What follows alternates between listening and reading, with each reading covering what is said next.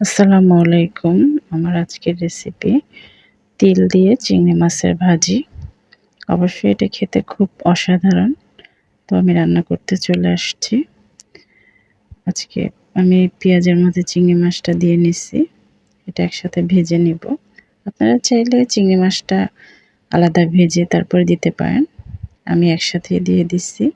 এটা ভালো করে পেঁয়াজের কালারটা আসা পর্যন্ত ভেজে নিব। একটু এটার মধ্যে আমি আদা রসুন বাটা দিয়ে দিচ্ছি। আদা রসুন বাটাটাও আমি ভালো করে ভাজবো, যাতে এটার আদা রসুনের গন্ধটা চলে যায়। তারপর এটার মধ্যে আমি সামান্য একটু পানি দিয়ে দিব, কারণ আমি এটার মধ্যে গুঁড়া মশলা অ্যাড করব। পানি না দিলে গুঁড়া মশলাটা অনেক সময় জ্বলে যায়। তো একে একে আমি সব মশলাগুলো দিয়ে দিব।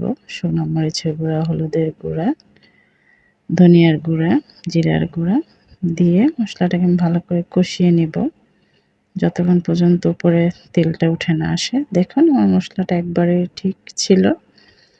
তারপর এটার মধ্যে আমি আগে থেকে ভেজে রাখা তিলের ইয়েটা দিয়ে দিচ্ছি। এটা আমি ভেজে গুঁড়া করে নিয়েছিলাম। আপনারা এটা পাটায় পিষেও নিতে পারেন বা ভিজায় রেখেও পিষতে পারেন। আমি ভেজে নিয়েছিলাম। এটার মধ্যে এটাকে আমি ভালো করে মিশাবো, মশলার সাথে মিলিয়ে দিব। দিয়ে তারপর ভালোভাবে রান্না করব, যতক্ষণ না পর্যন্ত এটা ভাজা ভাজা না হয়। একটু সামান্য পানি দিয়ে দিচ্ছি, যাতে ভালো করে সিদ্ধ হয়। তারপর এটাকে ভালোভাবে ভাজবো, একবারে শুকনা শুকনা করে, যেভাবে আমরা যেকোনো কিছু ভর্তা করি ওইভাবে। তবে অবশ্য আপনারা খেয়ে দেখতে পারেন একবার করে, অসাধারণ। আসলেই খুব ভালো লাগছে। রান্নাটা আপনারা করে দেখবেন। তো আমার প্রায় পানিটা শুকিয়ে এসেছে। আমি আরেকটু ভাজবো এটা, যতক্ষণ না পর্যন্ত একবারে ভালোভাবে শুকায়।